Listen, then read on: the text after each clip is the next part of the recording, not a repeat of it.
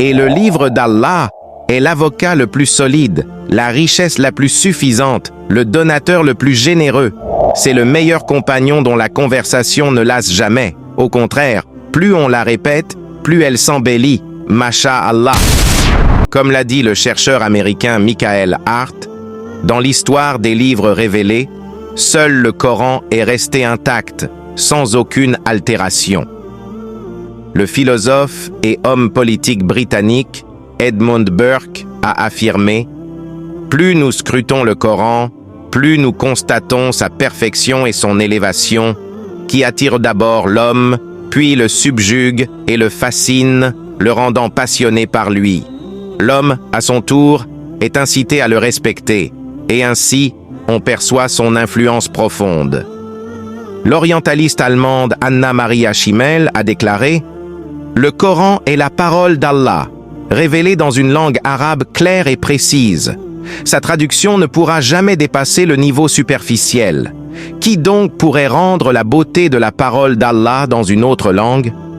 Le professeur Yoshihide Kozai a ajouté « Le Coran décrit l'univers depuis le point culminant de l'existence.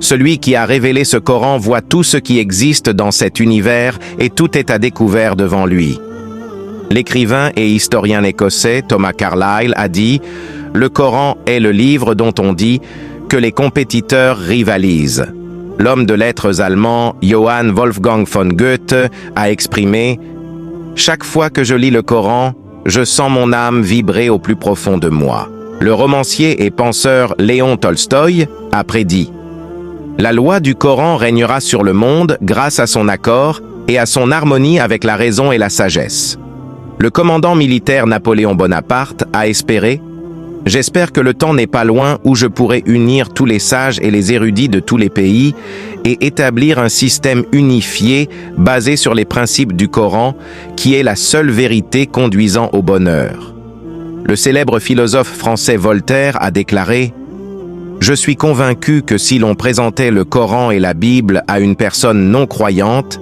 elle choisirait le premier. Car le livre révélé à Muhammad présente, en apparence, des idées qui correspondent parfaitement aux fondements rationnels. Et il n'y a peut-être jamais eu de loi aussi complète sur le divorce que celle établie par le Coran. » Le philosophe français Joseph-Ernest Renan a affirmé « Chaque fois que je me sens fatigué et que je souhaite ouvrir les portes des significations et des perfections, je me tourne vers le Coran. Je ne me lasse jamais de le lire, aussi souvent que je le fasse. Si quelqu'un voulait croire en un livre descendu du ciel, ce livre ne serait autre que le Coran. Les autres livres n'ont pas les mêmes caractéristiques que lui. » Le célèbre chirurgien français Maurice Bucaille a déclaré « J'ai lu le Coran avec attention et j'ai découvert qu'il est le seul livre qui oblige l'intellectuel des sciences modernes à croire qu'il vient de Dieu sans rien y ajouter ni en retrancher.